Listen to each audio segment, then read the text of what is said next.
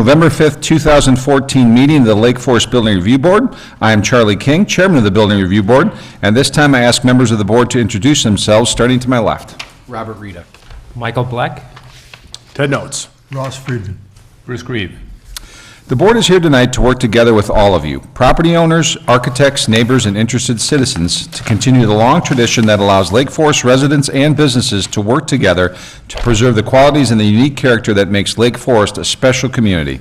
We recognize the personal importance of each petitioner's request. Our goal is to respect the needs and desires of property owners while balancing the interests of the community as a whole to preserve and enhance its architectural character and landscape streetscapes. For those of you who may not be familiar with the Building Review Board, the types of projects that come before this board are those in which the property owners are requesting a variance to allow a home that is larger than permitted by the code, are seeking a demolition permit and approval of a replacement structure, or otherwise involve issues that could not be fully resolved by city staff. It is important to note that over 95% of the building permits are issued by the city staff without the need of any board review. Thus, the board typically deals with the most challenging and sometimes controversial projects. The City of Lake Forest is committed to conducting open and fair meetings. To achieve that goal, the board has adopted meeting procedures, and all parties will be provided an opportunity to speak. These procedures are outlined on the agendas available at the back of the room. This meeting is also broadcast on cable television. Speaking on behalf of the entire board and city staff, our objective is to provide a review process that is thorough, fair, and without unnecessary delay. The first order of business is a petition for the consideration of requests for approval of demolition of an existing single-family residence, a replacement residence, modifications to the existing detached garage, and approval of landscape plan for the property at 690 Oakwood Avenue. The owner is PC Equities, LLC, and Peter Childs, and the representative is Jeff Letzter, designer. Welcome, gentlemen. Thank you very much. Good evening. My name is Jeff Letzter. I'm the project manager with Aspect Design Incorporated. With me tonight also is Peter Childs of PC Equities, LLC, the owner of the property. And tonight we are here to request a full demolition of the existing home at 690 North Oakwood and a new construction, new single-family home on that site.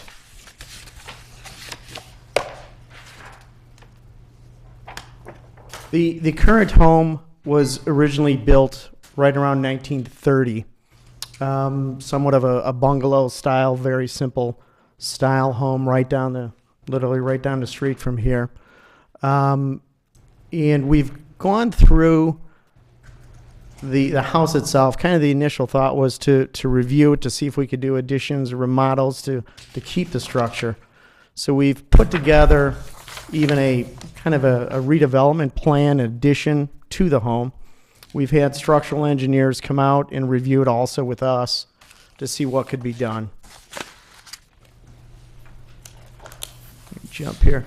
This is the current home at the site now, with a enclosed front porch element, kind of a main front living room, a dining, kitchen to the back, a little small bedroom off to the side here, and a bathroom. Right through the center is a staircase that goes up to two bedrooms that kind of nest inside the current sloping roof system. And into the back of that second floor, there is a dormered bathroom, literally kind of shoehorned into that back roof. There is a small little tub area right here with a shower head, which actually I think I could fit in, but most other adults I don't think could. It's kind of tight. So I think that whole piece was somewhat added on and through. The structural engineer went through the home with us, and we were reviewing different options of what we could do with this. And we looked at expanding the back of the home, of adding a family room to the back, revising a kitchen, because obviously the goal is to bring this home design in the 30s in a little bit more of a modern element of homes that people are looking for, which also we wanted to add to the back to get a master suite to the back also. And one other big item that we were trying to achieve was to dig out the existing basement and underpin it to gain some additional height. Right now, the basement was is actually under 7 feet, is about 6'9" in height. One of the other kind of big issues with the house itself is just the way it's sited. Currently, the home is very close to Oakwood, so to do any kind of new additions, we have a 40-foot front yard setback. So we'd have to pull the new addition line back to this point and push the second floor back. And in doing so, we would also wanted to try to minimize how that would look from the streetscape. So we would have to kind of redesign this front roof also. But unfortunately, doing that also brings us into asking for a variance. The structural report also found the existing home itself. Let me go back a couple. Oop, I'm sorry. The existing home itself, actually, the basement level has a beam running right down the middle with floor joists going side to side. The whole second floor system is going the other direction. So adding this whole new second floor also caused us to kind of rip and redo the existing first floor and all their joists also.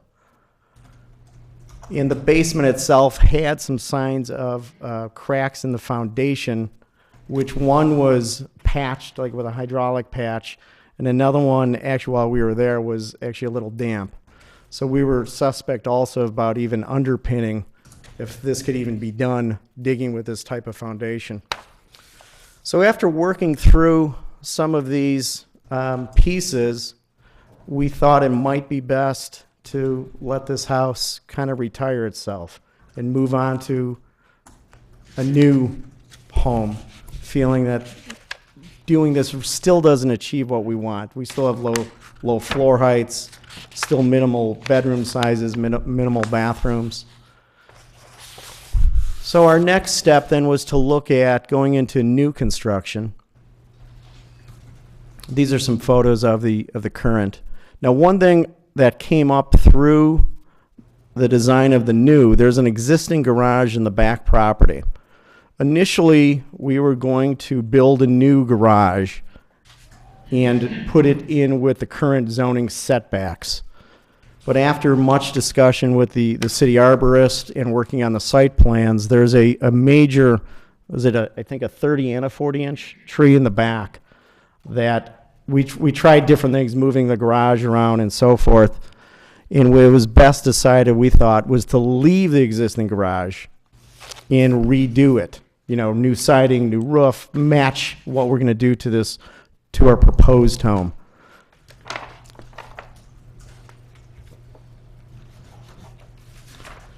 So our new, we wanted to now fit in a little bit better with the streetscape also.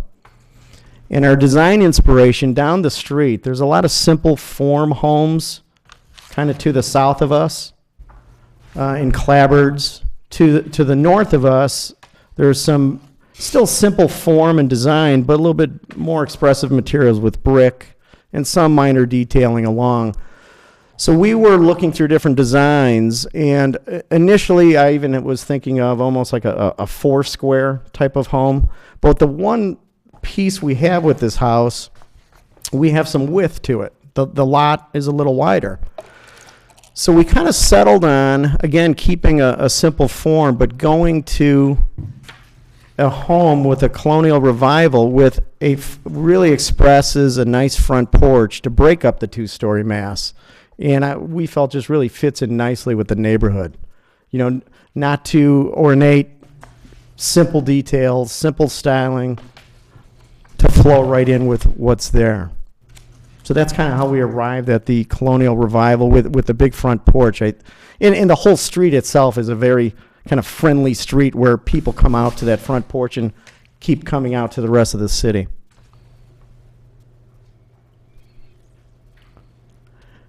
These are the homes to the south of us that kind of further our thought process of what I just described. Again, simple forms, 2 stories. And again, it appeared that I'm sure probably some of these were open front porches at one point and then filled in, especially this one here. This one is directly to the south of us. to the north of us, again, simple form structures, but again, now getting into brick. And this is at the very end. Again, this is a corner lot, so a little bit more width. But again, you can see the simple forms of the structure. And even picking out, even in our design, we were trying to emphasize the front porch feel. And even this design with a little high style of a dormer element brought into the revival feel. So our proposed design is what's in front of on the screen now. Again, kind of maximizing the width of the property, minimizing roof height with a low pitch, the dormer element, nice big open front porch, all clapboard sided, brick chimney, and asphalt shingles. And we actually have some physical samples here in front of you guys, so I could pass those along to you if need be. This is the south element, which is kind of facing our driveway coming in. North element with the chimney in the rear of the home, which has a little bit more expansive glasses. This is a family room element.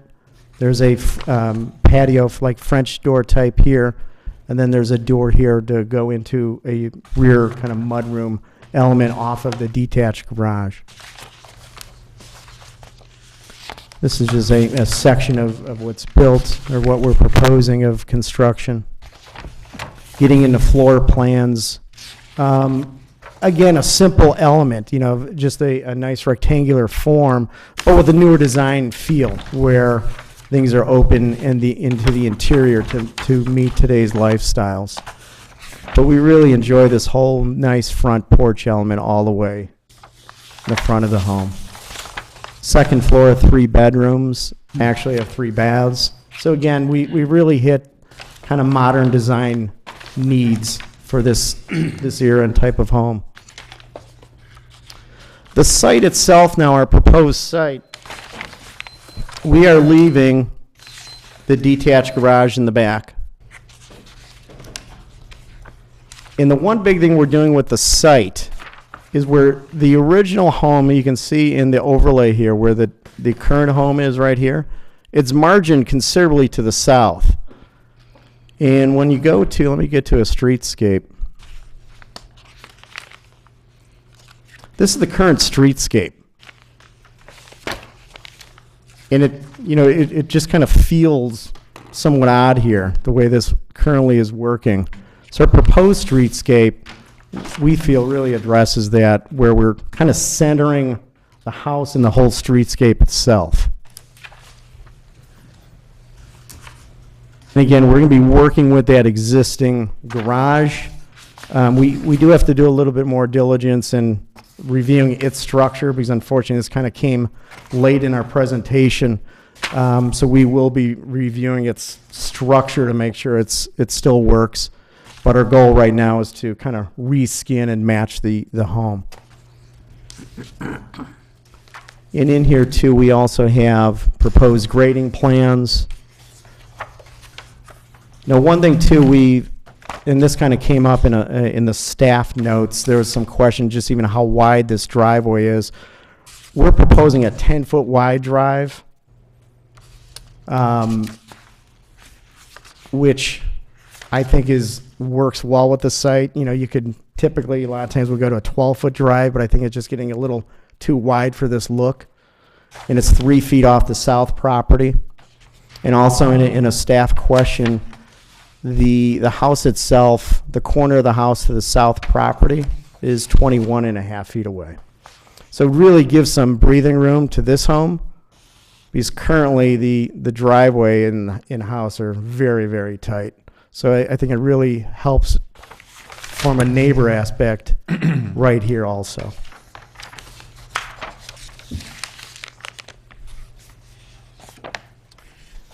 This is the proposed landscape plan, and again, I need to apologize because this plan is showing where we were initially going to put a garage. And you can see these major existing trees here. So we're moving this garage, keeping it where it is. It reduces the impervious, it reduces just everything and keeps that tree alive. And it also benefits our house design too, just a much nicer rear yard also. So again, here's our before, and this is what we're proposing.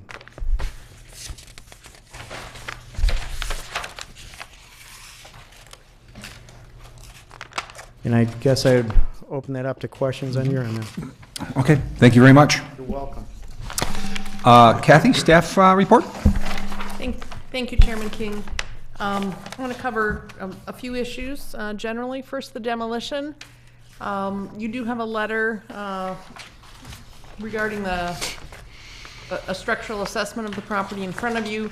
Although you don't have a complete structural report, from staff's perspective, we have looked at this house. I think although it is certainly representative of the type of single-family residences that were built close to the central business district, this is probably the type of house that has lived its useful life, and doing something to significantly upgrade it or expand it really could result in a marginal end product and really would create awkwardness as well. So staff does support the demolition. You do have findings in your staff report in support of the demolition. The siding, as was mentioned, the existing house predated the current zoning setbacks. That house approaches the street. Certainly when this house was built, Oakwood was a less traveled road. Today it borders the central business district, borders surface parking lots, and has a significant amount of traffic. This street has a varied pattern of setbacks. So with the new construction and the larger two-story house, pulling this house back in conformance with the 40-foot setback does seem to make sense. I think it would be difficult to go before the zoning board and make a case for a hardship that would necessitate getting a variance. So staff does support the siding. Certainly centering the house a bit more in the lot is appropriate, giving some breathing room to that property to the south. Important to note, on the north side of this house is a driveway that actually serves a property to the west behind this house. So that driveway gives a little bit more breathing room between this new house and the house to the north. So that justifies centering this house on the lot. The last item with respect to siding has to do with the garage. Initially, as was mentioned, the garage was proposed on the northwest corner of the lot. The petitioner took the comments of the city arborist to heart, and they did, later in the process, modify the plans to leave the garage in its current location. They are proposing to improve the existing garage rather than be in a situation where this is approved with the requirement that the existing garage be reused. The staff recommendations do suggest that you give us the latitude if, in fact, once they look at the garage, it really needs to be rebuilt, as long as it's rebuilt in the same footprint, same location, at the same height, in generally the same form. We would suggest you give us the latitude to work with the petitioner to allow them to do that. The trees generally in the northwest corner of the lot were mentioned. Those are significant trees, not just to this property, but they're quite visible from the streetscape. They really do have an impact on neighboring properties, and doing anything that approaches those trees will likely compromise those. So keeping those is important, and we appreciate the petitioner's willingness to do that. The overall architectural style selected for the house is appropriate for this neighborhood. The simplicity, informality is appropriate. Appropriate materials are selected. Generally natural materials, simulated true divided lights, the open front porch with wood details, brick chimney, clay chimney pots, all of those are appropriate and will really enhance this streetscape. Staff did have a few comments. We're looking for board input. And we're to the level of really nitpicking this project a little bit, but just looking for some input really on the consistency of the window size, window placement, particularly on the elevations. The rendering appears to show the windows in a little bit different proportion, but on the elevations, the windows appear a bit excessive across the front elevation. Just looking for your thoughts on that. They may be appropriate, but looking for some comments. And on the south elevation, at the western end of the house, there is a large area of a blank wall. We recognize that that relates to interior spaces. If there isn't the opportunity to do some articulation in that area, then perhaps some taller plantings in that area just to soften that appearance of the house from that side would be appropriate, and we can certainly work to do that. Work with the petitioner to do that when a detailed landscape plan comes in. Overall, a good project, a good time for some upgrading on this street, and we do recommend approval and look for your input on the details. Thank you. Thank you, Kathy. Now's a chance for the board for any questions to either the staff or the petitioner. Bruce, you want to kick us off tonight? Sure. Thanks. Very straightforward, so I really don't have too many questions. I'll bring up some other points when we do the loop again here. Maybe somewhat of an aesthetic question, but I'm just interested in on the front elevation, and I think Kathy was alluding to this a little bit. If you look at the windows on the second floor, you've butted them up right to the siding line, so to speak. And what that does is it requires that whatever homeowner is there, basically the windows will always have to be framed in white along with that wood, because if you were ever to decide I want it green and you framed it, then you're going to have the board across the front that would go white, and then it would go green, and then it would go white. So I'm just interested why your thought was, I mean, I call that a bleed, why you decided to bleed the windows actually into that edge rather than have it as a separate framed window.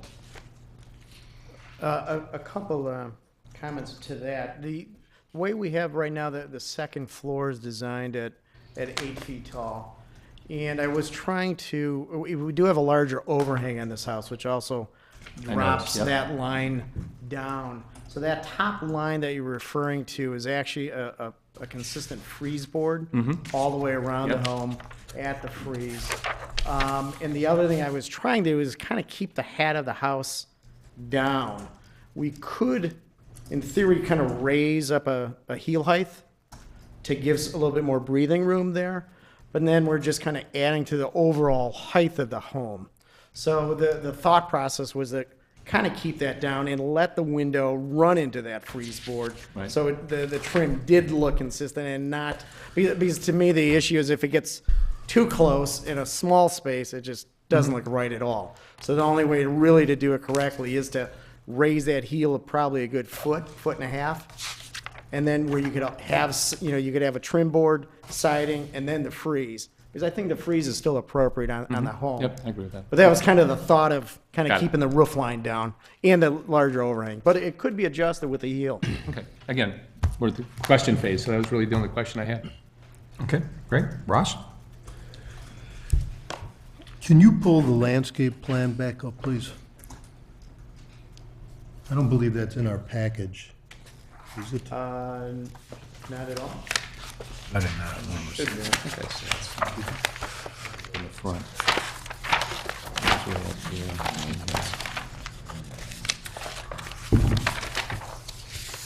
What is the species of the large tree in the rear? That is a cottonwood in the back. Or both of them are, aren't they? 40 is a cottonwood. Yeah, hold on, let me see if I can answer that question. But run it for you. The proposed driveway is asphalt Yes. throughout? Correct.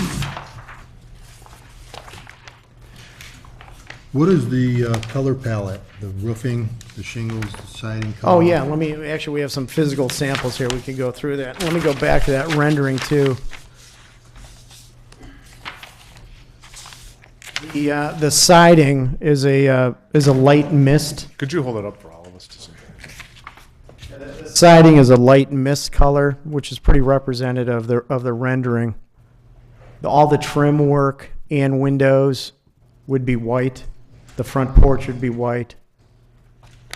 Is the porch a synthetic product? No, the only thing that is a synthetic product would be the clapboard siding only. It'd be like a hardy type of fiber, cement fibrous. Everything else would be in wood. And the brick itself, the brick and the chimney, we have a physical sample for you. Is that the only brick? Just on the Yes, chimney? Okay. yes. And the shingles? And the shingles, we're going to do we just have the small sample in the shingle, but it's more of the charcoal. You can point that out maybe, Peter. It's a black, kind of a charcoal color.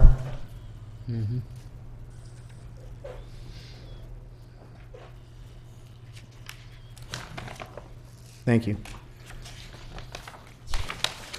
On this, the streetscape proposed, the setback comparison, 690 is the proposed setback as it relates to the existing setbacks?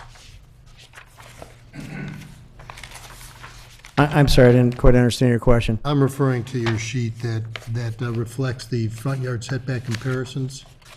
Okay, this one right here, the overlay? No, The whole site, hold on. you have the neighboring homes and plan. Oh, the other one, yes, okay. Is that reflective of the proposed setback for 690? No, that drawing is the current home on the property. So where's the proposed home relative to the adjacents There's Our proposed house in is, terms of setbacks? yeah, our proposed house is 40 to the front porch. And this is the current home is about 25? Correct. Okay. Yeah, There you go. okay. Yeah, I've got the sheet you're referring to. Yep. Yeah, We got it. the home 674 is 29 and a half feet, which is the farthest south. The home immediately south to us is 25 feet. The home north to us is 26.3. And then the 710 and 720, which are the newer brick homes to the north, those are reflective of the 40-foot current setbacks. So that's why when we were looking at the siting here, we were trying to stay with the newer lines. And as Kathy said, we were investigating, should we go for a setback or not, a variance?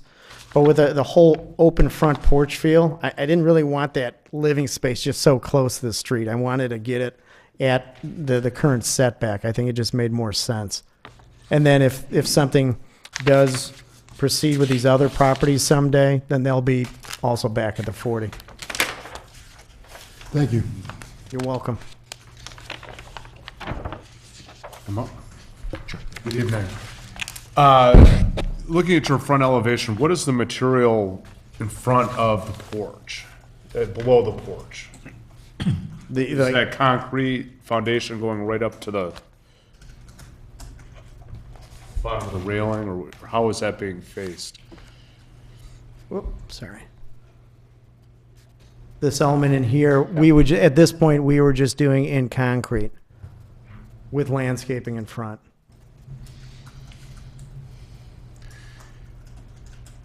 This house, if by my math, is roughly 18 feet wider than the house that's there now. Yeah, And, our proposed about roughly 41 feet. okay. Exactly.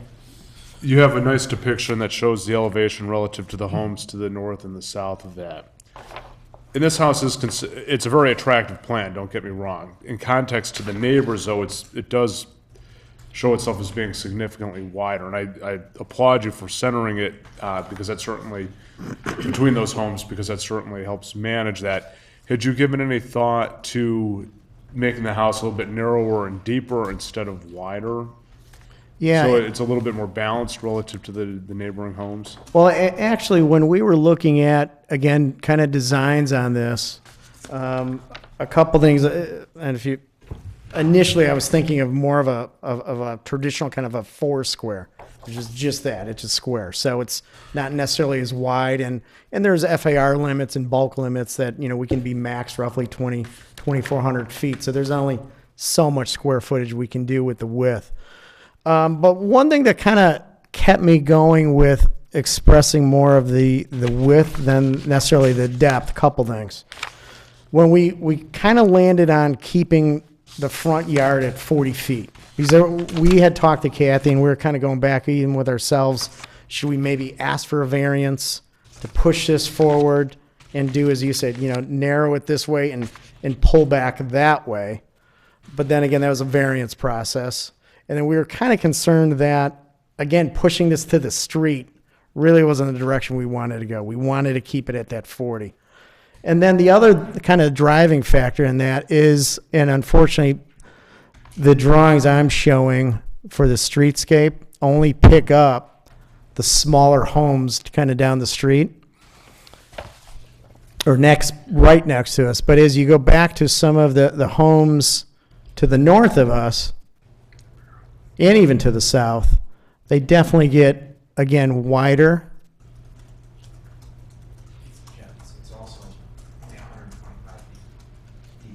Oh, yeah, no, and we had some tree issues in the back. But again, the feel I was kind of going for was trying to get some of this element down the street also, instead of having wider than 3 or 4 little skinny homes right in a row.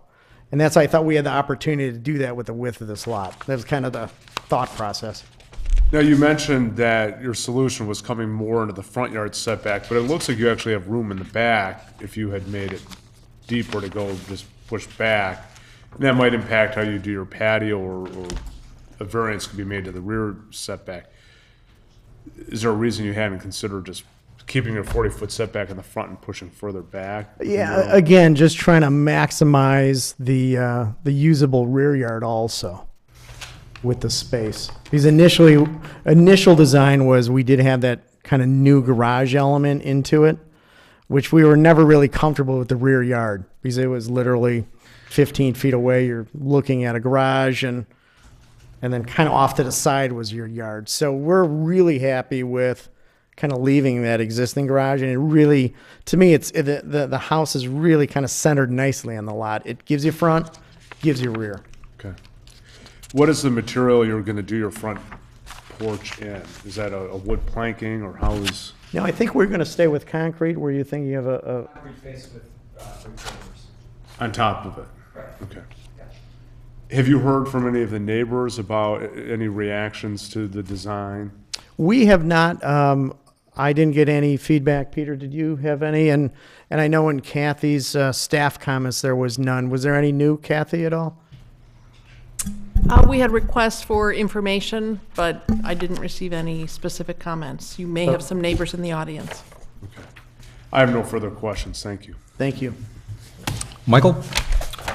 A couple questions. On the south elevation, where it's sort of limited on the windows on that elevation, how much room do you have over there for landscaping if you were to try to do some enhancement of that side? That area, hold on, let me give you a quick dimension.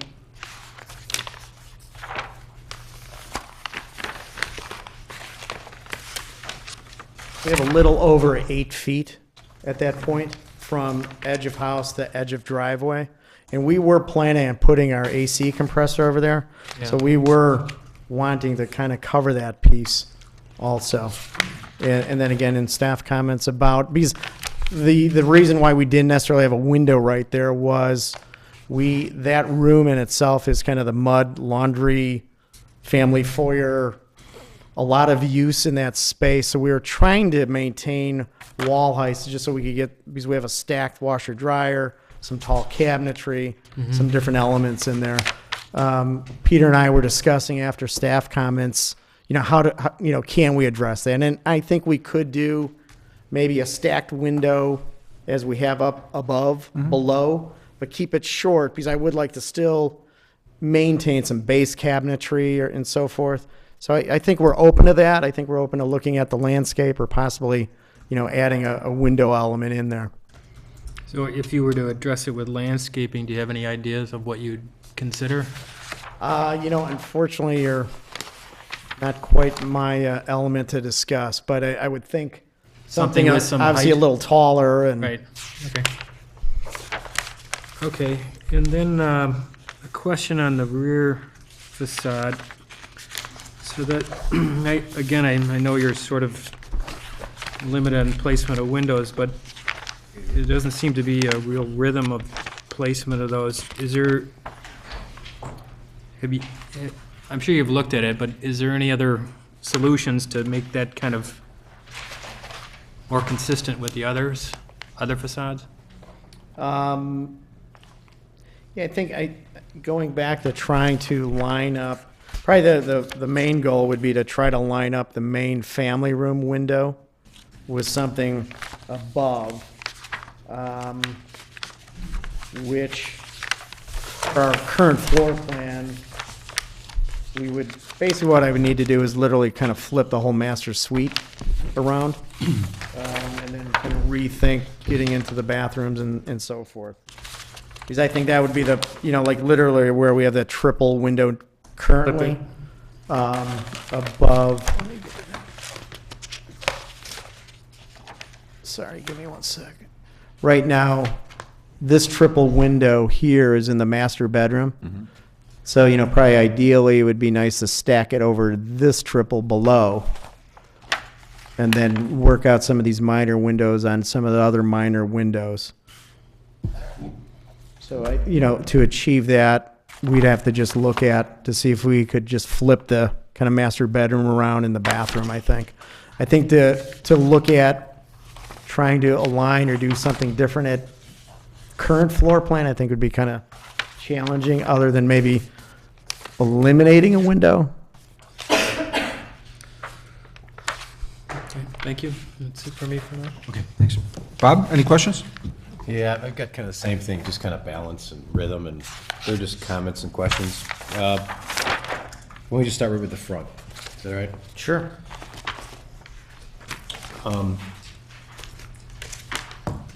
It just seems to me aesthetically that there's too much glass in the front. But one of the things I circled was the windows right above the front door. And it's 1, 2, 3, 4, 5 panels, glass going across. Vertical panels of glass, in essence. And I was just thinking if you kind of downsize that a little bit, maybe just to 3 panels of glass, 3 verticals, tone it down a little bit, it'll make a more visual balance.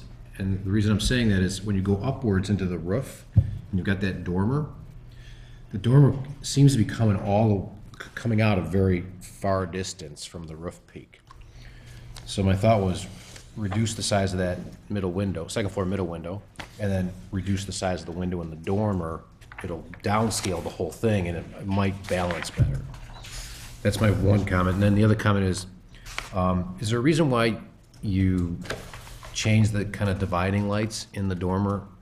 I know they're kind of clever and neat looking, but it seems like it's too much. I don't know if you've ever seen the house. I actually live down by South Park, and they built a house around the corner over there, and it's literally the windows. Every window has a different type of dividing light in it. Okay. We call it the Flintstone house on my neighborhood because it's a bunch of boulders, but it looks really odd. It's really strange. So I just, as a suggestion to make it consistent. All right, that was one. If you go to the west elevation, and this is the same thing my colleagues were talking about, and I noticed that you've got the master bath toilet window, then you got the master bath window, and then you got the windows for the master bedroom. And I think your comments were great, if it's feasible, because I know you got utility walls and things like that. If it's feasible to flip it, it really seems like you'd be easily balance that stuff out, because you'd have the three windows together right above the below 3 windows. You can kind of push stuff up, maybe above the back door and that kind of stuff. Would you be open to a suggestion like that? Sure. Oh, yeah, of course. Okay, great. All right, then on the north elevation? It looks like the two windows in the dining room on the first floor.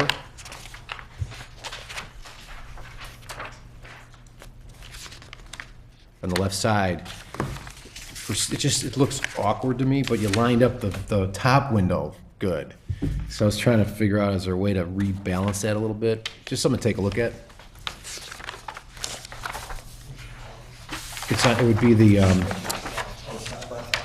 Yeah. no, the north Looking here, I think elevation, we the got north one- I think elevation. we got one labeled wrong here, actually. I Yeah. apologize. Yeah, it's the north elevation with the, I think it's the dining room. Chimney. Yeah. Yeah. Yep. And I know it's difficult because you've lined up the window on the second floor on the east elevation.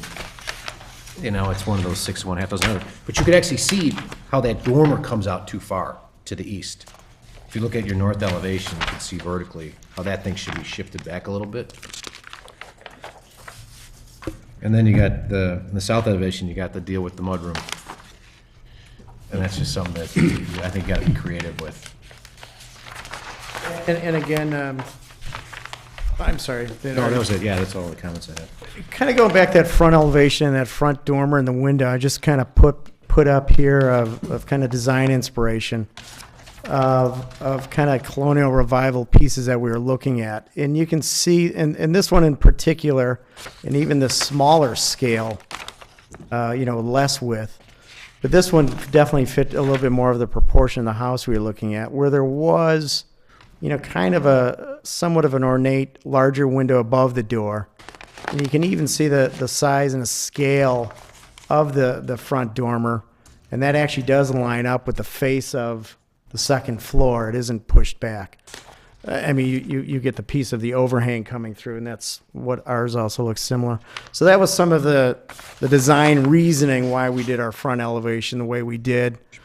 We thought it kind of really worked well with this style, and kind of, again, keeping a very simple formed house, which I think we were really was our goal, and give it a little bit of pop, and kind of going back to that, the grid work in that upper window was a little bit of that expression of giving it a little high style with the rest of the formal house. And that was an area they would do it in.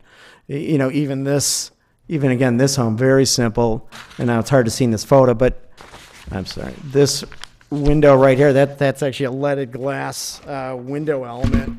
Let me get the laser. That window right there is actually a leaded glass piece. So they would kind of pick up in just in those areas. That's it. Not your other home you referenced everywhere else. It's an interesting In one. regards to that south elevation towards the street, I think what we were looking at, towards the driveway, was possibly adding a window in that kind of mud laundry room to line up with, let me go to that.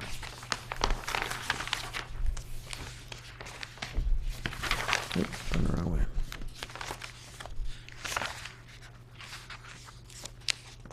Right, that window right here, we could drop a window. Again, I'm thinking kind of similar size, so it matches the width. And I would bring it down to where I could still be above a cabinet height, so at least have a base cabinet, so we still have function in there. But I think a window could easily be added right there. We've seen some of the projects come through with I don't want to say transom windows. Awning? Is it an awning type window? It's above and Yeah, it's a rectangle that goes this way. Right, yeah, there's not- more width than height. And again, on this, I wouldn't necessarily do that in this style home. Again, you want a simpler form, traditional double hung proportion, width and the height taller. And again, the front, I still like this front. Again, kind of going back to that inspiration photo I showed you. Because even some of them even had wider front dormers, which I didn't want to get into that. I mean, the house is roughly 40 feet. That dormer is only 6 feet wide. And again, the window above is kind of matching the lines of the front door. So the window above the door is roughly 3 feet wide. And then the little side light pieces are exactly that. They're matching the width of the side light too. So we do have symmetry that way. Great, thanks. What materials will be the rear patio area? That would be a brick patio A brick patio? Okay. on grade. Okay, yeah, that's what it looked like, okay. That's really all I had. Any other questions, guys? Final questions, Ted? I do. Along the window discussion, because I hadn't really focused on it, but toward the end, I think that the opportunity to get windows that are at least comparable height around each facade benefits the plan. And looking at your second floor bathroom plan, for instance, I understand you need a shorter window because it's behind the toilet. But in a case like that, if you could flip the vanity and the toilet to the opposite wall and open up the exterior wall, you wouldn't have that restriction of having the toilet in front of it. So just to the extent you can look around your perimeter for opportunities where you can Yeah, no, try and keep that that's a window great height the idea, same because around. then actually we could increase the width, height. That's all I have. Thank you. What are the dimensions of the front columns? Like the diameter are 10 inch. So those are 10 square, They're round. round. Are those prefabricated columns then? Yes. I mean, it'd be I think we're looking at like a fiber cast type of product, not necessarily wood on those. Just again, a little bit to hold up in time. Because the wood columns look great, but really don't last too long. Are round columns consistent with this style home that you drew your inspiration from? Yes, definitely.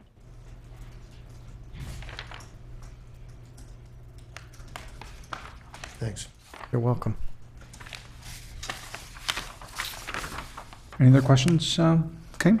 At this point, it's a chance for anyone from the public to come up and testify at all. Anyone like to come up? Please come up, sir.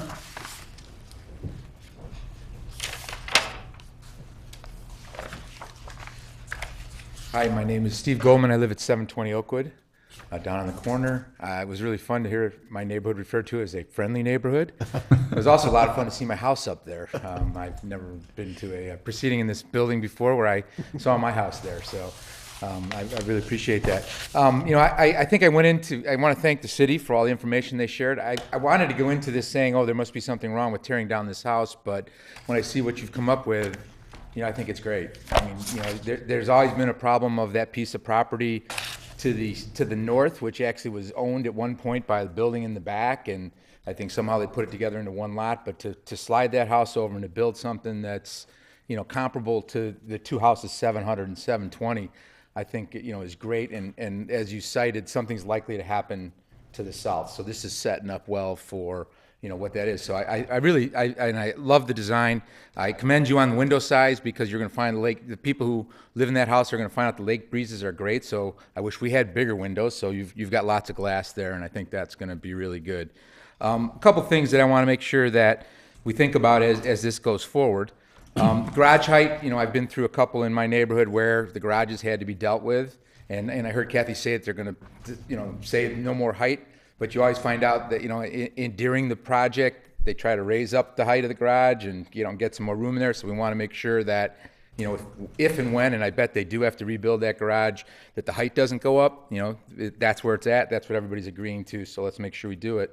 Landscaping, that wasn't it. The landscaping plan wasn't in it. I think if you take a look at 700 and 720 and what's there today, there's lots of landscaping, right? And it looked, at least the rendering there, which, I know is not detailed, was fairly sparse.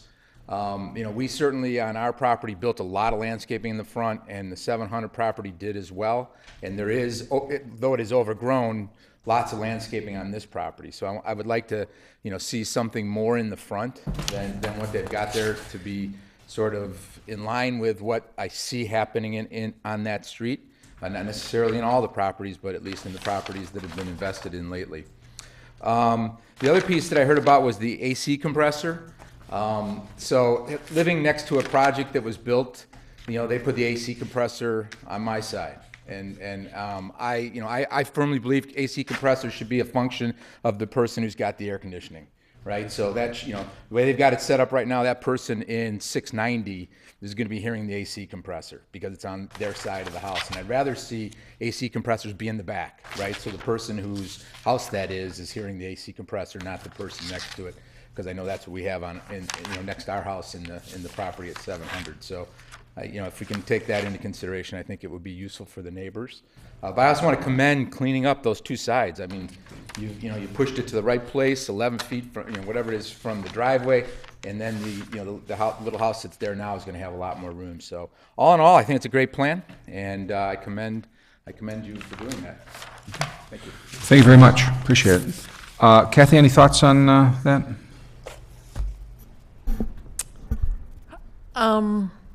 The zoning code does allow AC compressors to be located as long as they are not in the side yard setback, so the proposed location is in compliance. Certainly, I share your concern, and we certainly hear from a lot of people concerns about noise, but I think if it remains in that location, we can certainly work with the petitioner.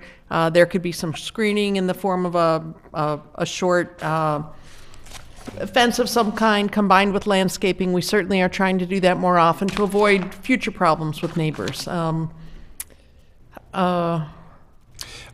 height, we will monitor that. I'm sure that we're not going to have a 20-foot high garage at the end of this process, I would hope.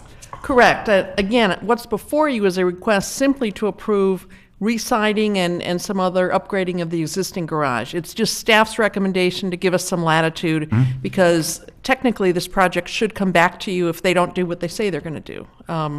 So we're just trying to avoid needing to run back through the process. I will speak a little bit to the citing comments raised by board member Notz. City staff does support meeting that front yard setback. Again, I think it would be difficult to go to the zoning board and try and make the case for a hardship to move that house forward. Keeping in mind that this property is across the street from property zoned for commercial use. This is across the street from the business district. Someday those surface lots owned by the city will develop. Likely won't develop with a single-family home, maybe, but more likely with something multi-story. So I think pushing that back is appropriate. I think trading width for depth in this case, this is a wider lot than some of the lots on that block, and doing anything that pushes closer toward those trees, which have been determined to be significant for the greater neighborhood, really is not advisable. Even with this, we're going to have to work with the petitioner very closely to protect those trees and make sure that 3 to 5 years after this is constructed, they don't die. The other comment was landscaping, Kathy, and I will say that we really didn't have anything in our packet, and then what we saw it was illegible. We don't know what's going on in landscaping, but I don't know if you had a chance to review that. Are you comfortable with the landscaping as presented by the petitioner? The issue with the landscape plan is that the earlier landscape plan reflected the garage proposed in the northwest corner. So we didn't want to confuse you with the packet. We received this a little bit later. But yes, we will require a final landscape plan, certainly with that 40-foot setback, looking at, I think in the landscape plan, I may be wrong, but I think 2 trees are proposed in that front yard. We will work with the city arborist.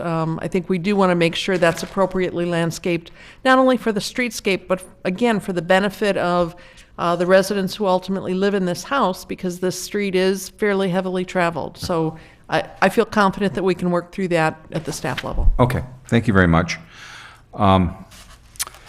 Any thoughts from the petitioner? And just one other comment to address the gentleman's concern with those air conditioner compressors. I just wanted to point out where we are kind of proposing those at this point. Sorry.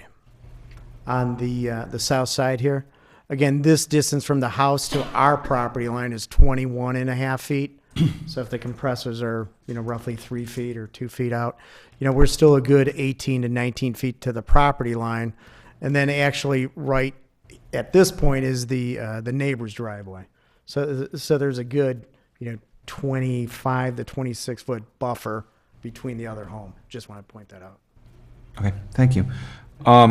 Any final questions from the board before we take it into discussion? Okay, Ted? Where's the compressor of the house now? Is it in the same general vicinity? It's in the rear. It's in the backyard. In the same corner of the house, though, or? It is on the southwest corner. Yeah, So it's in the same general vicinity of where it is But now? much closer, right, but much closer to the property line. right. Okay. Thank you very much. So now we go to internal board discussion and decision. We do have two items on our agenda here, and that is the demolition.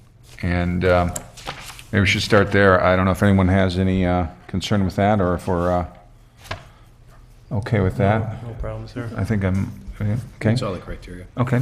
And so then the second thing would be the replacement structure. And Bruce, maybe if you want to give your thoughts on that. And First of all, I think you did a really nice job considering all of the aspects. The neighborhood, a design that I think is in keeping with some others. And I think we all have to acknowledge the fact that this is it's an area that's going to be in transition. So there are some that have transitioned already. And as I'm very familiar with the street area, I think it's very safe to assume that a number of other things at some point, whether they come here or not, we'll see some changes over the years. So to be respectful of those changes, I think makes a lot of sense. So the idea of trying to keep it to what it was, I just don't think that's the right approach. So I support the whole idea of looking at something and saying, in a perfect world, even if somebody tried to build that today, we'd probably have all sorts of issues in terms of setback and where it is in the lot and cramming up against the house to the south and so forth. So I'm very supportive of it.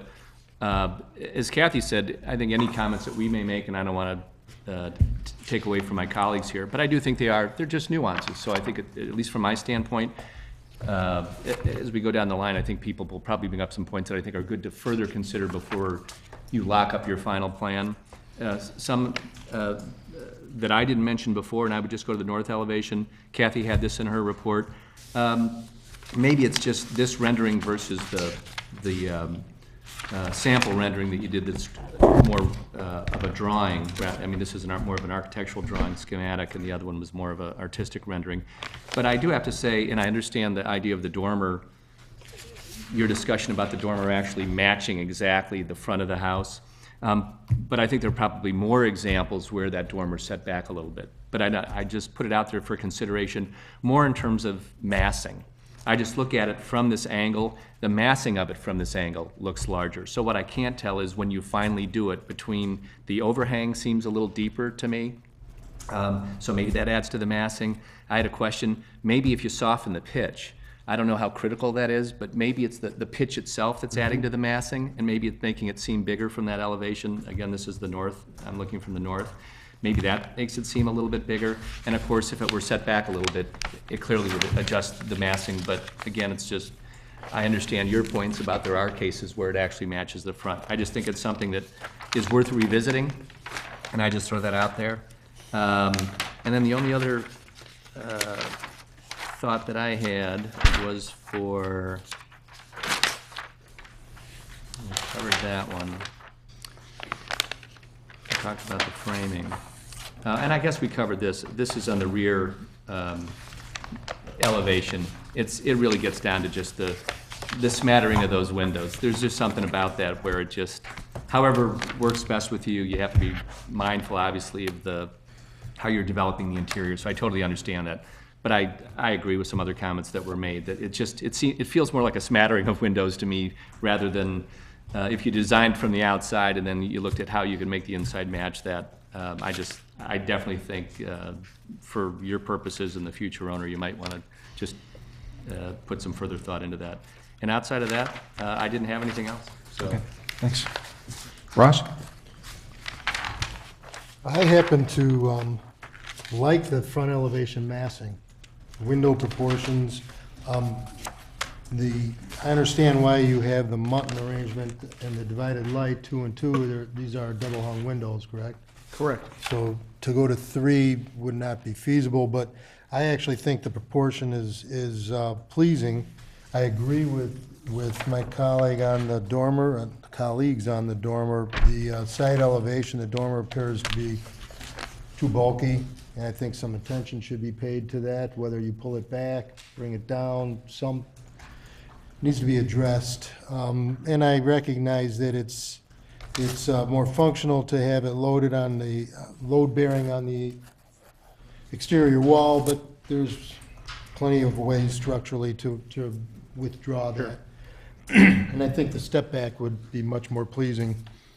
The window issue on the side elevations in the rear as well, address that if you would please consider adding a fenestration in that mudroom to some degree. That's an exposed elevation as well. It's easily seen, especially with the driveway. And landscape plan, of course, is critical. And I'm sure that you'll work thoroughly with the city in running through that and gaining approval for the plan. Beyond that, I think it's a nice addition to the neighborhood. I know that the local builders will have pride in its outcome, and I support it. Okay. Ted? The only thing in addition to what Bruce and Ross added to my question about what is the front of the foundation of the patio going to look like, if it is going to be left concrete, I'd like to see the landscaping plan address some sort of low-lying shrub or something to just help soften that up.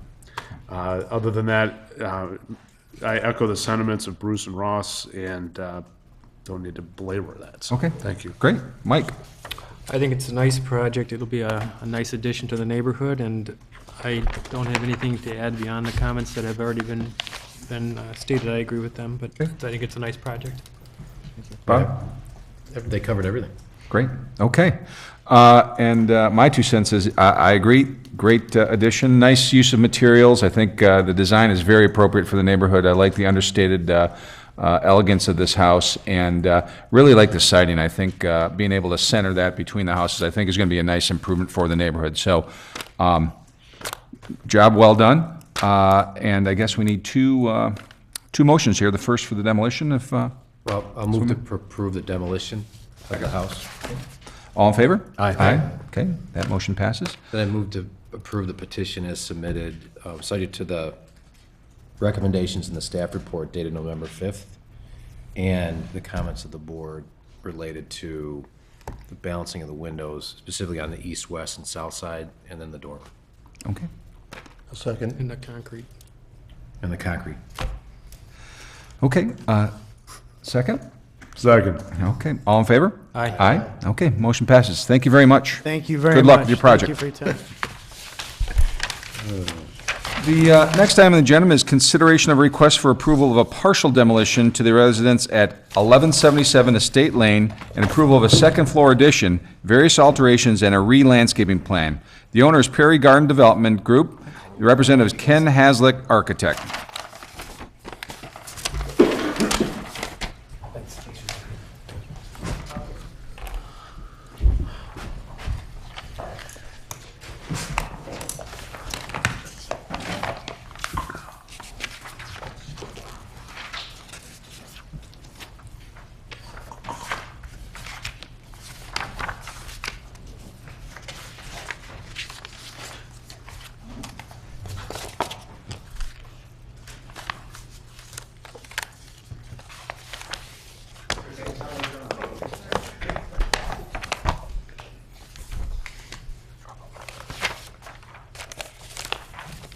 Oh, there you go. There Great. we are. Yeah. Great, thank you. My name's Ken Hazlett. I'm a registered architect in the state of Illinois here, have been for 35 years. I'm also a partner in the group of friends and investors that purchased this property and are propose to renovate it as well. I happen to live around the corner from this property as well at 1161 Oak Knoll in Lake Forest. This house is really, I think, an ideal house, not for a tear down. I think many people, this is a 3/4 acre lot in western western Lake Forest, sorry. And many people would tear this house down and build a larger new house. But, you know, I really think this house is perfect for a renovation. Let me tell you why. The existing house there, many existing houses built over various times. This was built in 1954. They're frame houses. They've you know, they've got a little bit of sagging or whatever. This is a masonry house. It was built in the era slightly after World War II, when a lot of houses were built like bomb shelters, is what they were built like. And it's a concrete block faced in stone. It's a load-bearing exterior wall. It's not a stud frame construction. The first floor is not wood framing. It is precast concrete planks, beams in the basement, and then planks on top of it. So this house is like a rock. There's no settling, almost, you know, a very tiny little bit, almost infinitesimal, and it's a good size. It's a ranch house. So our idea was to tear off the roof, extend the exterior walls, because currently this house has 8-foot ceilings on the first floor, and we'd like to have 10, and put in, these are open web wood trusses that would span from the one exterior wall to the other, which are the only load-bearing walls in the house. There's no interior load-bearing walls right now, and we would span across those. That gives us, the trusses are 20 inches deep, and they give us plenty of space for our ductwork and plumbing pipes and all that, and then build a second floor that is under the roof line, keeping it in scale with, so that we don't overwhelm the neighboring houses, and I'll go into that in a minute. I do want to show you, in case you haven't driven by, the existing house, which is a little bit different. But if you look, I hope in the packet, and I put that drawing down there, you can see the new house here. We are not expanding the footprint. We're not proposing to expand the footprint of the house, except for the addition of 2 small fireplace elements on the south side of the existing house. What we'd like to do here, this is on the edge of the old Letzter estate, and the thought I had in mind was not to make a copy of a David Adler house, not to make a copy of any houses in the neighborhood, but just to use that as a jumping off point for an inspiration. I'm not sure you have these in the packet, so I'm going to show them for a moment, if I may. This house is the old chauffeur's house and garage. It happens to be just kitty corner of this site, at the corner of Estate Lane in Kennett. And as you can see, the house that we're proposing is not a copy of this, but I want it to be in character. And the way that we're proposing to keep it in character is to have the house be white. This happens, a lot of the old Letzter estate houses are brick that have been painted white. In looking into this, the main house was actually a stucco house originally. And they took the stucco off, and now it's common brick. Our idea is to have this house be white stucco. It allows us to add a uniformity to the house, and then have the trim, the windows and the trim painted in this same, I refer to it as Letzter blue-gray, but I've matched it to Benjamin Moore, the same color. I've gone up to the neighbors' houses and said, so we've used that same trim, which you see not everywhere, but in a few spots around the neighborhood. The white walls and that blue-gray color. The roof would be asphalt shingle, not tile as the old houses and such were, in kind of a gray color. Another thing I wanted to show you, if I could, is another David Adler house. This is the Straw House in Highland Park. And I guess I wanted to show it because I wanted to show that this is an element that Adler himself uses, this kind of, bringing the scale of the house down to from the second floor to the single floor. And that's kind of what we're trying to do in this house as well. So I'm going to put that back because I think it's better to be looking at that. As I said, we're not going to expand the footprint. We would reconfigure all of the walls. We're going to keep and not demolish the exterior walls. We would be changing the fenestration, of course, the windows, all wood, Marvin, simulated divided light windows, but the fixed simulated wood on the outside and inside, not, they're really comparable to true divided light windows. And a mahogany front door, a mahogany garage doors. I think that richness adds a little texture to the house. And then we would take the new fireplace elements and clad those in a stone veneer, a land and stone veneer. And those materials, I think these are all rich materials. There's a series of dormers that runs across the second floor. Those are stucco with pairs of casement windows in them that meet egress, and then they have a slightly curved copper roof on each dormer. So I think those are all kind of pleasing elements and such. As I said, we're going to demolish all of the interior walls, none of which are load-bearing. So the first floor would have a living room, dining room, family room, powder room, a nice kitchen, a little butler's pantry, a breakfast room, a mud room, and an office on the first floor. There's room for all of that, plus a existing two-car garage. The second floor would have 5 bedrooms, including a master suite, 3 baths, and a laundry. The basement is not under the entire house, so that would have we all renovated and have a playroom, a second laundry, and a mechanical storage room.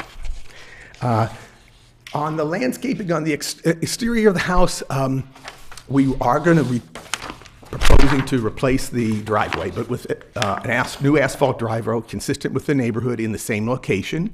We would like permission to fence in the rear yard in a solid 4-foot-high cedar fence, and then extend the front of the wall facing the street. We'd like to use a more ornamental open lattice fence with a little trellis element that allows you to enter the backyard on the north side. This site is unusual because it has maybe 24 what I call legacy oaks, huge, giant, old oak trees. We do not want to take those down. I've talked and already met at the site with the arborist and talked about just the kind of pruning that should be done to them, and there is 2 dead ones, which he said, no problem, I'll give you permission to take those down, but I haven't done any of that pending this review and such. The little old lady that lived here for many, many years, she was 103 when she died, and she really didn't do a lot to this property in the last 20 or 30 years, so the trees need a little work, but it's not taking them down, just maintenance is what they need to them. They're in great shape. We don't want to change them in any way, shape, or form. Trying to think of other items I might want to mention here. I think that's it, to be honest with you, and maybe you have some questions of me. I bet we will. Okay. Thank you very much. Appreciate it. Kathy, can we have the staff report, please? Sure. Thank you, Chairman King. Thank you. The first question, I think, or the first clarification that, from the staff perspective, we'll look at going forward is to assure that, in fact, this is a partial demolition and not a full demolition. I think the explanation you heard about the masonry construction, even though there will be a lot of components of this house demolished, there is no expansion of the footprint. In general, the exterior walls will remain. We will want to look carefully during the plan review process of how that extension occurs, so that we don't create a weak spot. So we just want to be sure, and we'll require as part of the building permit submittal, verification that in fact this is a partial demolition and not a true demolition, because that triggers some other things. Certainly Is up. that benchmark 50%, Kathy? It is, but, and we do have some ways of calculating that, but the board does have some latitude too in a case like this where it appears that the exterior walls are worthy of preservation, and we won't get into this project and then end up with more demolition than has been represented to you. And I think also what weighs into that is if by not demolishing the structure fully, we're getting a project that is compromised. I think that certainly is something that the board has considered in the past. I think in this case, the upgrades proposed are certainly appropriate. I think that it is important to be careful to not try and represent this as an imitation of one of the Lasker buildings. I think this is distinct. It needs to be distinct and shouldn't try to be too much of a copy. I think there are some details that would benefit from the board's discussion. I think understanding that front entry, as staff understands it, the columns are decorative and not structural. So some discussion about that front entry and understanding exactly what is intended there. Some comments on the chimney and really understanding how those engage with the roof. Is there enough extent of the chimney itself, the chimney width, beyond that wall to truly visually support the chimney? On the, I believe it's the north elevation, because the glass block windows are remaining, there is some inconsistency to the window pattern on that elevation, whereas on some of the other elevations, you really do see a nice window pattern, well thought out, and some good alignment. Certainly preservation of the trees will be important as we go forward, being careful about storage of construction materials, parking of vehicles. We'll work with the petitioner on that.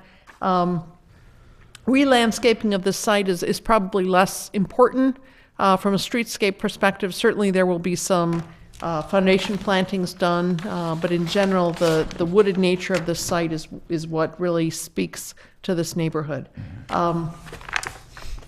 My final comment is the modification of the garage from a single two-car garage to two individual single-car doors, overhead doors, really does help to break up the appearance of that two-car garage.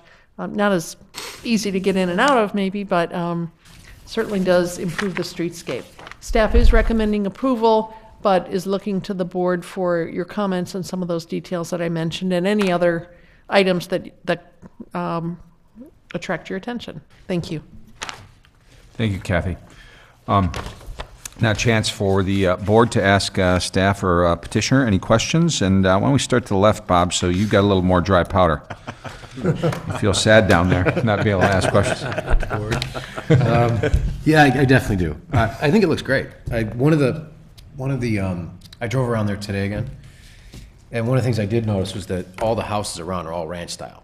So this is definitely going to be exposed, big. People are going to see it. Except for the stable, the chauffeur's house, and which is kitty corner. So that we have one house nearby that's like this.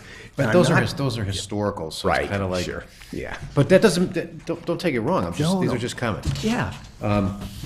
One of the things that the staff brought up too is this front door, but I'll let my colleagues get into that.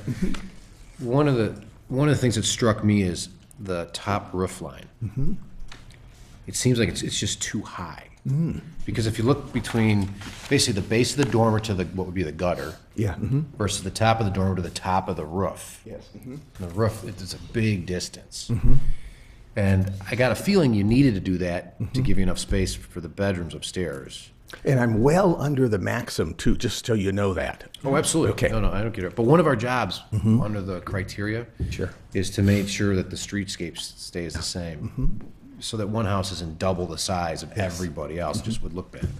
And there's like 20 elements that we got to go through. Have you thought about trying to reduce the top peak of the roof a little bit? And what I'm trying to convey here is that in the front, above the front door, you got a peak that's high. Yeah. And I noticed on some of the pictures you talked about, some of the other architects, they have these peaks that are kind of above the roof line, in essence. Yeah. So it's just aesthetically, if you look at it from the south elevation, is really what I was looking at. You can see on one side, if you're viewing it from the south elevation, the right side roof line is below the peak, and the left side roof line is at the peak.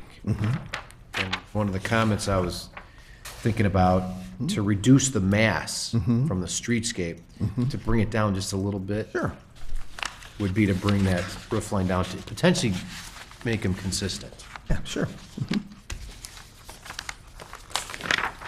Yeah, I like the concept. I like the colors.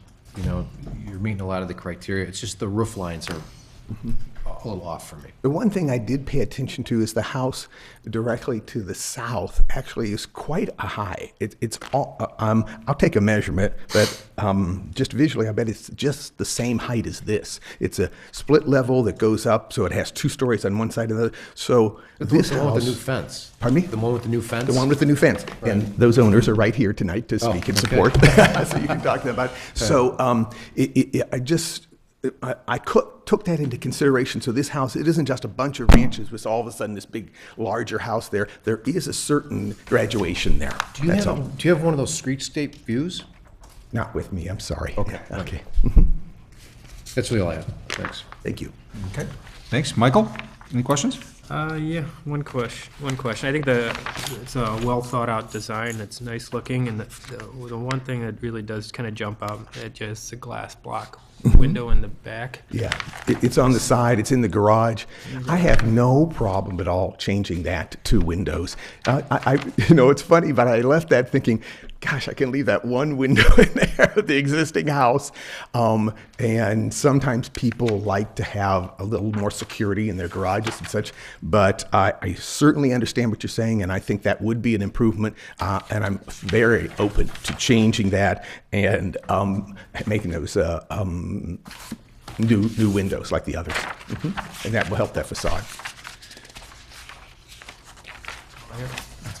Okay. Ted, any questions? Good evening. Attractive plan, and just have a couple questions for you in terms of just understanding your thought process on a number of design elements. Yeah. I'm looking at your front elevation, and a couple things that jumped out at me. Yes. For your the entryway just to the right-hand side of the garage door, you're squeezing in a doorway and a window in a fairly tight spot. And wanted to understand if there were any other designs you thought about that might help. Such as a side light. Yeah, sure. Well, we could go to a side light there. I was trying to bring a little light into the mudroom rather than through the door. It's an interesting thing, if I can put this up here now. But it's a full glass door. It is. Yeah. It is, right. And you don't absolutely need it. On the existing house, that's the door everybody sees because the existing entry, even though it's in the same place and it's positioned now, it's so reticent. So what I was trying to do was shift the emphasis to the new, and I'm using the landscaping, having a screen on the landscaping plan. I think I showed that there's a screen of arborvitae there that kind of screens that so that if you're coming to the mudroom, you come from the driveway over around to it, and as you're approaching the house, that is not the first thing you see. It should be the front door.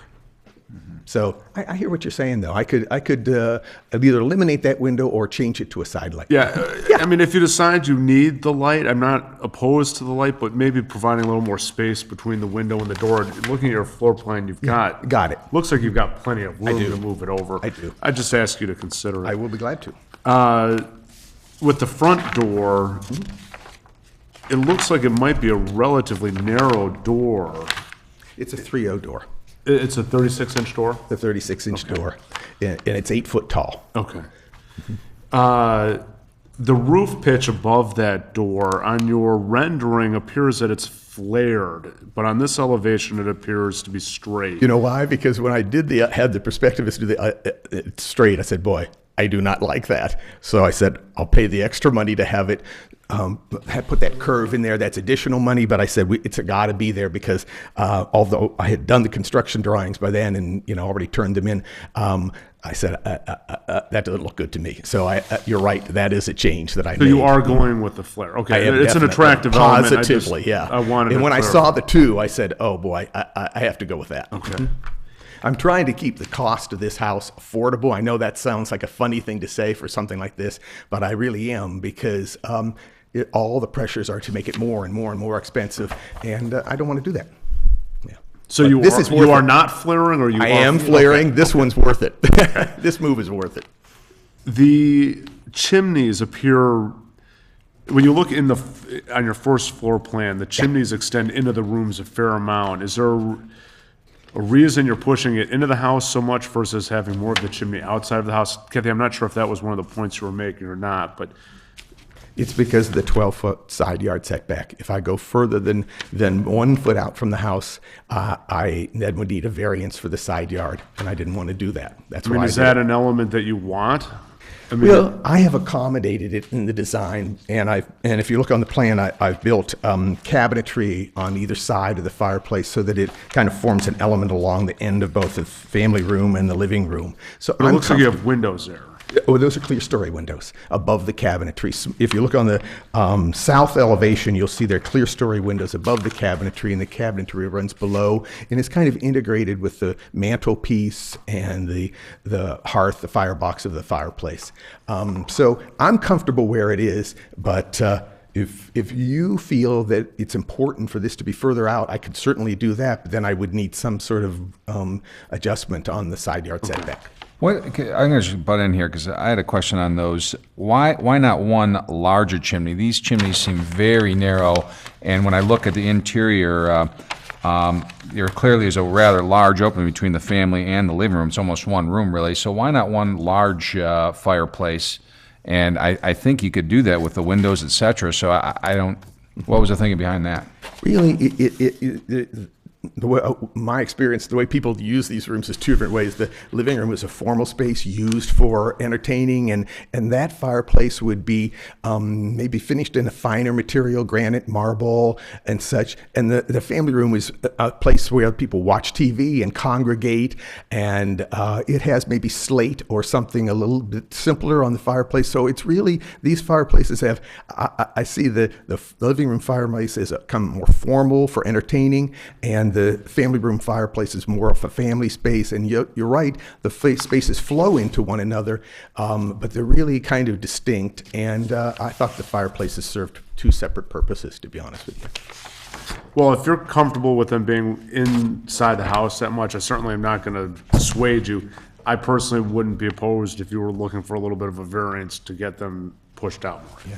I don't know how my colleagues feel, but I'm just offering that up. The glass brick and the, you nailed it. I just don't see the place for it in the elevation. It's history.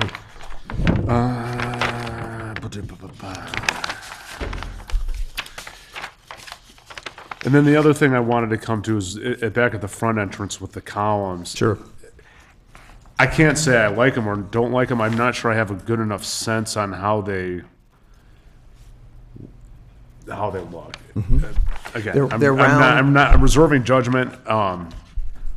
But they're meant, what I'm trying to do here, both with the trim around the entry and those columns, is to create a greater visual importance to the entry, because right now it's so invisible, and I don't want it to be invisible in this house. I want that to be the place you say, okay, that's the front door right there, not that little door over there, that. So I'm using the landscaping to screen the mudroom door, and I'm trying to give greater emphasis, the mahogany door, the columns, the trim around it, all to draw your eye and attention to that. I also think the kind of slightly arced trim above the door kind of mimics what's going on with the dormers, which have the slightly arched roofs as well. So I don't think it's a dissonant element, but I'm open. I'm just trying to draw attention to the entry. And I can't remember if you've addressed this with another question, but the columns will be made out of wood or stone, or they are stone is really not. I was going to do them out of a synthetic material, because the wood columns do rot. That's the reality of the matter. Yeah. Painted the same color as all the trim. I was going to paint those white, because to go with the stucco rather than more of the blue. To be honest with you, I thought there was enough of the blue there. Okay. Thank you. I have no further questions. Ross? So, the mahogany doors, Yes. will those be naturally finished? We usually stain them just a little bit, give them the mahogany has a kind of a reddish color to it, but usually we add a little bit of stain to it. We can get them pre-finished from the factory, and then they come out almost like a piece of furniture, and they have a really beautiful character to them. I agree with Ted's comment regarding the laundry room window. It's a little bit odd. Yes. I can adjust that. I'm open to that. Absolutely. Yeah. And I also believe that the chimneys should require a little bit further evaluation. They're very narrow. Once the smoke shelf is transitioned, and the scale and massing of the 2/3 of those chimneys is at the throat of it, just reads a little bit too narrow in terms of massing and scale. I also believe, agree with my colleagues' thought about the massing of the roof at the south side, south end. It might be easy enough to create a little drop there and then transition and reduce the scale and the mass, especially in that's only 12 feet from the property line. Yeah. Now, you do benefit from having all those large oak trees, because they will absorb the home. Right, they dwarf it, thank God. Will give the home a sense of place. Having been there, I applaud the fact that you're taking inspiration from the Lasker motif to some degree. Are you building, so you're stacking on the existing foundation? That's right, and I've had my structural engineer evaluated to make sure that it's, Really? sound, yeah. Even though, This is quite a house on top of that little, well, but luckily the foundation goes all the way down. It goes down 7 feet where the basement is, and it goes down over 42 inches in the other areas. So you have So it's perfectly adequate. the basement head height is what? The basement, I'm not changing that. It's 7'3". I'm leaving that. I'd like to make it bigger, but it's really not. That good, solid, precast concrete floor, I want to leave that right in place. It's a perfect thing. So there's some anomalies here, because this is an elegant home, but you're building on top of a nondescript 50s ranch. But in good shape, yeah. But it disappears. Yeah, mhm. It's being absorbed. It's true. And recognizing the need to maintain the cost, this is a for-sale home, It is. an understanding of that. However, trying to understand the economics of building and absorbing the existing home as opposed to simply building an all-new house. It's much more to build the all-new house. I've done it lots of times, yeah. Okay, A lot. I probably built 40, 50 houses, and from Lincoln Park up to Winnetka, not in Lake Forest. And it's just brings you into, I think it takes you above $2 million is what it does. In this house, I'm planning on marketing for $1,399,000. Sounds like a lot of money, but it's a 5-bedroom house with lots of space, and I want to keep it to that number is what I want to do. And I can't do that and build a brand new house on this property. So to that end, though, obviously it's a financial consideration, but have you run the numbers on a cedar shingle roof versus the asphalt architectural? I would love to do the cedar shingle. It's just more money. Because you have this beautiful barrel vault copper Yeah, roofs, and they're transitioning into an asphalt shingle. Yeah, but it's an architectural asphalt shingle. They're thicker, they have a shadow line, and they're consistent with the neighborhood. The neighborhood has very few cedar shake roofs. I want this house to, have a nice character, but I don't really want it to be, I want to keep the materials consistent with at least some of the other homes in the neighborhood. Well, that to me, that's a strong consideration, because you do have all the oaks. You're in a somewhat of a forest. Yeah. So it would be nice to have the organic material on the roof. Believe me, if I can do it, if you leave me a little leeway, if I can afford that cedar shake roof, I will put it on, because I'd love to do that. And front elevation, the street view is quite a bit of roof. Yeah, it is. So that's an important issue. I agree. That's all I had. Thank you. Thanks, Bruce. Go. Chairman King, should I just stick to questions, because I have some comments? We'll be able to get all of your views at a later portion. Great. Just one simple question, and I'll preface it with the idea of playing off of the Lasker estate idea. I actually don't have a problem with it. In other words, if somehow somebody thought it was part of what was done originally, that wouldn't be offensive to me. But the question I'd have is, did you actually think of some other color schemes? And the reason I ask that is because I actually spent a lot of time with the architectural history of Lake Forest. Yeah. And this estate really was a hodgepodge of a lot of different properties. So the Yeah. fact that people over time Yeah. kind of went towards similar white and everything else, Yeah. I'm not so sure that that was a design or architectural scheme in the beginning. I mean, there was a golf course there. Yes. So think of a property where they just kept building different houses when Right. they needed them for Right. staff and guests and all sorts of things. So if this ended up being 20 years later in the Lasker estate, and you decided, you know what, my golf folks, maybe I'm just going to build another kind of, just going to call it a guest house Yeah. for the people who come play golf, and he decides to do something different, I don't think it would be all that odd if it wasn't white Yeah. with the gray. Yeah. So I guess my question is, if this actually were designed within that frame and he hired somebody of the time to do it, did you think of any other color schemes so people wouldn't try and look at this? Because I think the white and color scheme, I'd have a tendency of then go down the road and say, was this an original from that? And then they'd immediately pick up that it's not. Yeah. And so I actually think that defeats the purpose of what we're talking about, which is, you've said, conceptually, I want people to know I've borrowed from it, but I don't want them to think I'm trying to copy it, which I agree with. So that's a long way of Well, asking, did you think no of some problem. other color schemes? Yeah. Because it could still be a beautiful period cottage. Yeah, I think what I really did, I really took my inspiration from the Adler design structures of the Lasker estate, and I went back and looked at original photographs and such of those, and those were white. Right. Those were white and such. So I guess I wanted to make that connection. By saying I was inspired, then what I'm saying is I'm certainly not copying one of Adler's houses.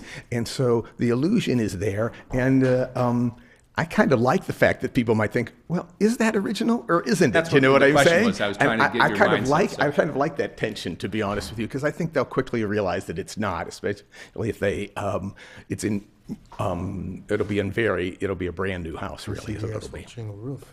Okay, that was the only question I had. Yeah. Okay, thanks. What architectural style is this then, at the end of the day?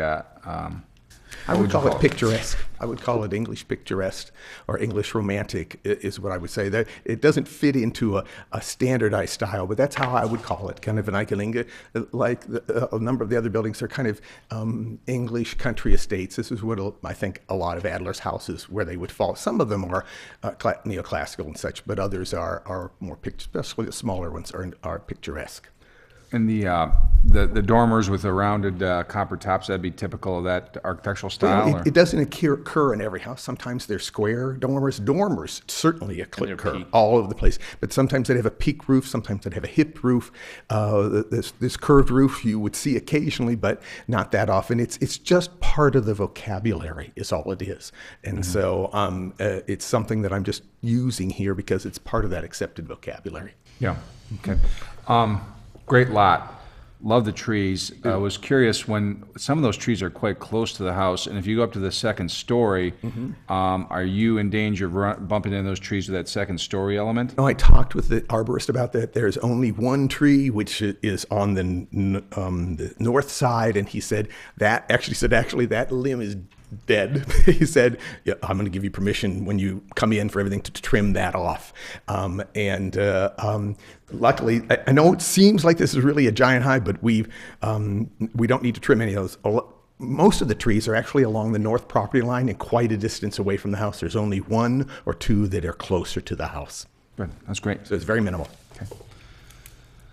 I think that's it, unless anybody else has got any other questions. Yeah, actually, I want to cover one more. Please do. The front door itself. Yes. Just like where your mudroom, you've got the door with the side window light. Yeah. And then the front door, you've got the door with the side window light. Yeah. It seems to me that it would be easier to balance that if maybe it lights on both sides of the door to make it look a little more, I don't know what you want to say, balanced. Yeah. Have you thought about that at all? If I'm open to that and I do have the room for that. Yeah, I'm perfectly open to that. So with that caveat, then take that look and move it over to the mudroom. Yeah, sure. And, sure. And I'm open to that as well. Absolutely. Okay. Sorry, I didn't mean to jump in again. No, that's great, Bob. Any other questions at all? Okay. Now's a chance for anyone from the public to come up and testify if they'd like.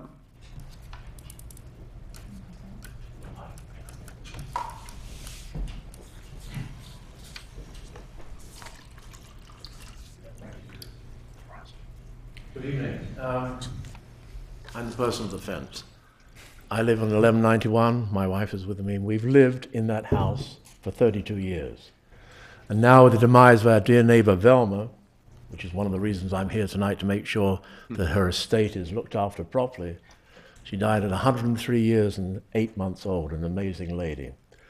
And as a result of Velma's great age, we all tolerated the fact that really she couldn't afford to keep the house up as maybe others on the lane have been able to do.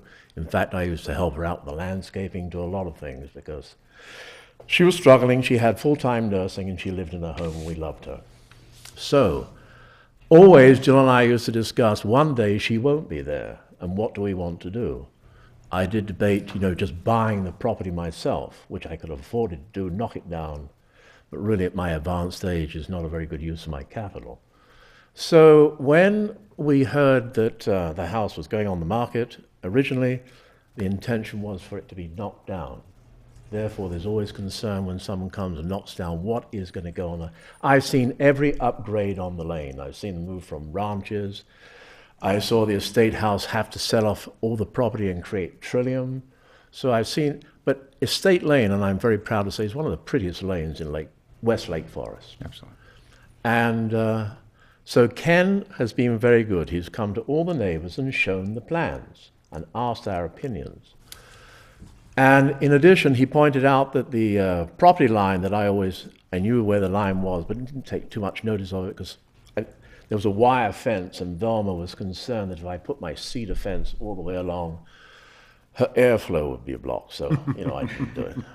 But Ken pointed out that there was a little bit more space along my property line, and as a result, all the trees on the south side of the property are mine. I used to think they were Velma's. So therefore, that protects that side of the street, my side of the property, and in addition, because to help Velma, I put in a lot of landscaping on the south side.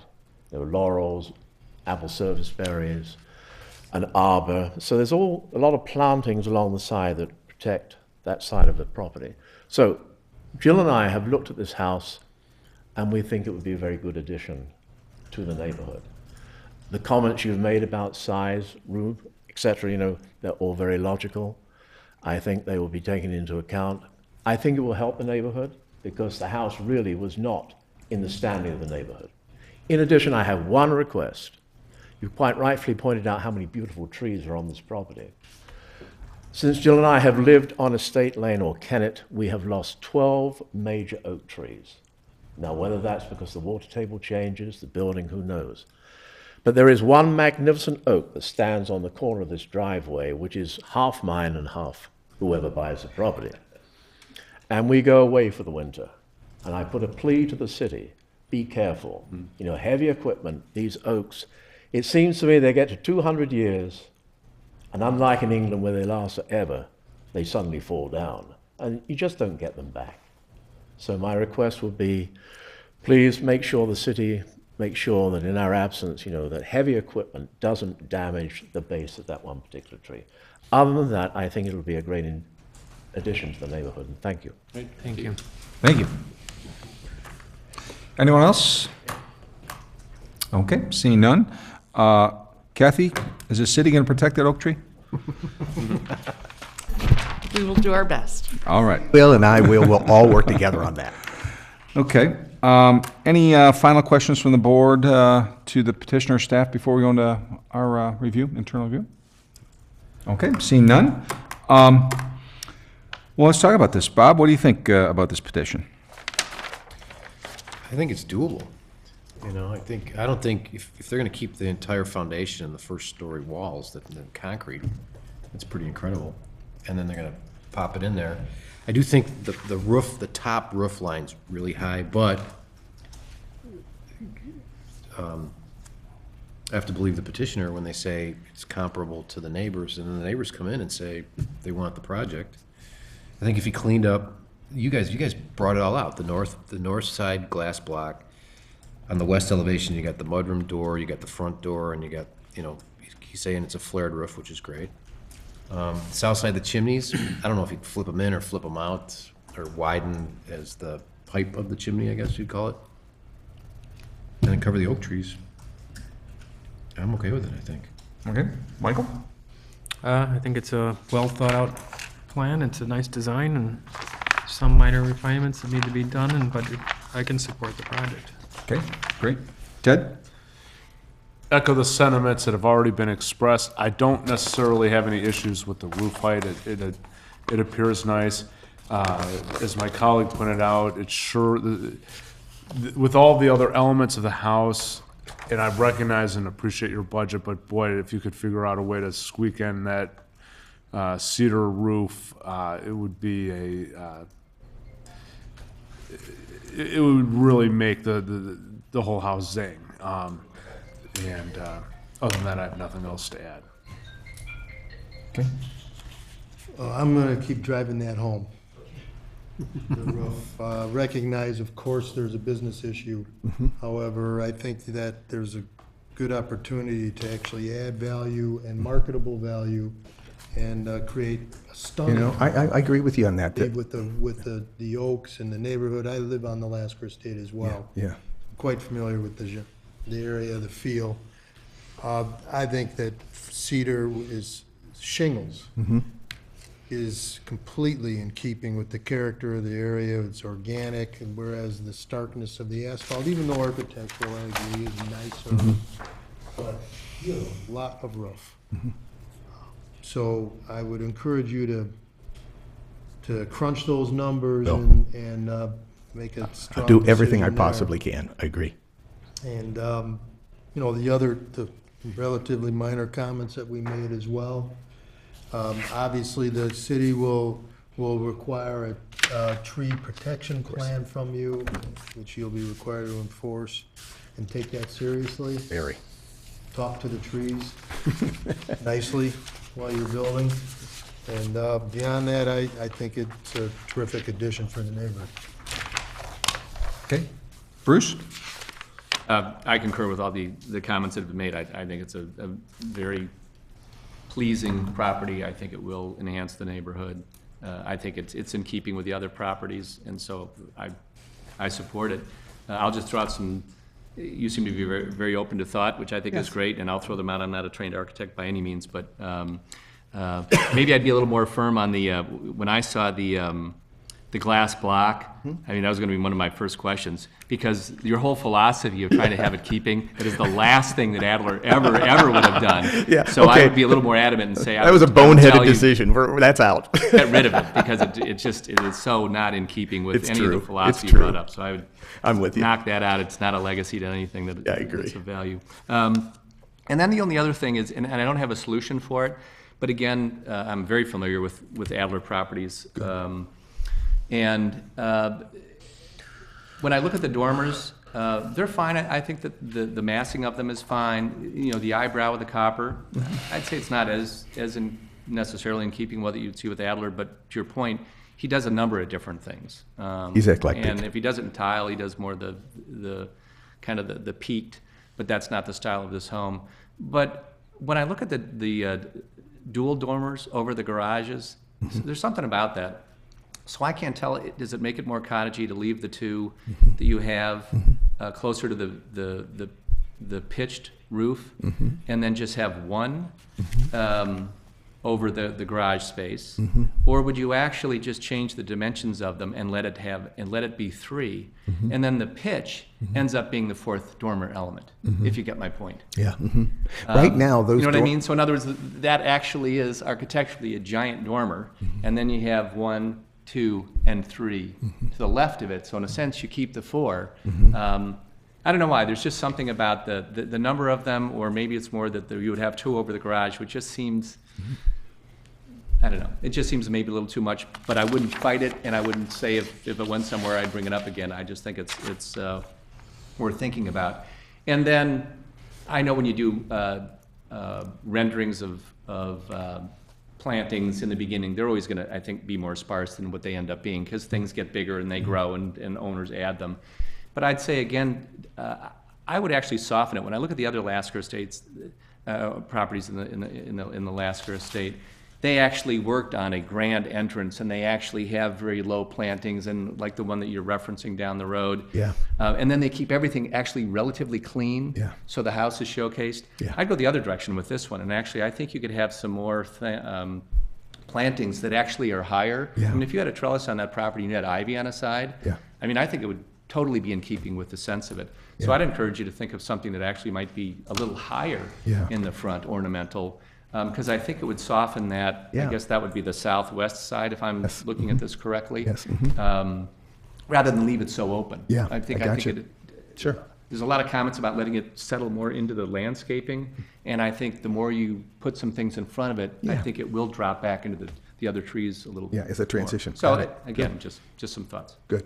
So with that, I'm fine. I think it's great. Great, thanks, Bruce. Well, personally, I'm impressed by the design. Very creative reuse of that building. Nice use of materials, and I really think it is fitting for that neighborhood. Just going to be a nice addition. Just to reiterate some things here, because I want to make sure these design amounts find a home here, and that is we've talked about the laundry room. Right. We're going to do something with that window. I think, and again, this is just me. The other guys didn't pick up on it as much, but I think your front entrance, the way it is right now, there's with a mahogany door and the nice kind of swoop there. I don't think anybody's going to come there and say which is a front entrance. I think it's pretty much nailed right now. And I do think 2 side lights will help balance that. I would think about taking out the columns. Maybe once you have that other side light, it might. The not be columns seem a necessary, little yeah. forced. Sure. Maybe take a look at it. With you, with the 2 yeah. side lights, the columns might go away. And maybe, and then I'll that's- have money for the cedar shake roof. There you go. Again, cedar shake roof would be fantastic, and I think with I'm that taking amount that of to roof heart, line, believe me. it would be great. I'm not enamored with the southern elevation with the 2 very skinny chimneys. That's me. Again, the other guys didn't pick up on it, so I'm willing to go along with it. But again, I struggle with that. But I understand for the interior you want the 2 separate areas. But that's nitpicking, and obviously the rest of the gentlemen here are comfortable with it. So that being said, I certainly can. Well, I question Accept the this. narrowness of the, You did that, yeah. With that being said, again, a great project, and I do appreciate it. You're one of the few petitioners that seems to really been taking some of this to heart, and very much it so. appears at all that we'll take you at your word that you're going to refine this to make the best product Absolutely. possible, and we appreciate that. Absolutely. So with that being said, do we want to move on this petition? Yeah. Okay. All right, I move to approve the petition as submitted based upon the staff recommendations in the November 5 report and subject to removing the glass block and putting in a regular window or 2. That the door and the window to the mudroom area get modified per our comments. That the flared roof is part of one of the elements. And that you'll take a look at the cedar roof concept. Absolutely. As well as making the chimneys on the south side more A little proportional. beefier. I got you. And recommending that the staff give the leeway to make the final decisions. Great. Okay. Second? oh, second. Okay. All in favor? Aye. Okay. Motion passes. Thank you very much. Thank you, gentlemen. Next item on the agenda is the opportunity for the public to address the board on any non-agenda items. Okay. Thank you for coming out tonight, folks. And final item is a calendar was circulated in our packets. I don't know if anybody had any questions on that.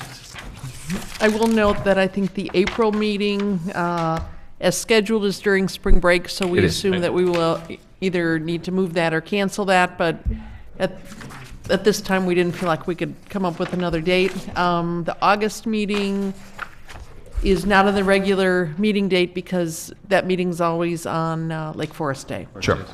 So I'm sure these will move around as we check for quorums, but if you're comfortable, at least we can get this published for 2015. Okay, gentlemen, approve this? Move to accept the meeting schedule. Second. Okay, all in favor? Aye. Aye, all right. The draft calendar is now the calendar that we will use for 2015. Thanks for putting that together, Kathy. And with that being said, any other questions, comments, or should we close this up? All right. Motion to adjourn? Second. All right. All in favor? Aye. We are adjourned. Thank you. Thank you. Slam that gavel.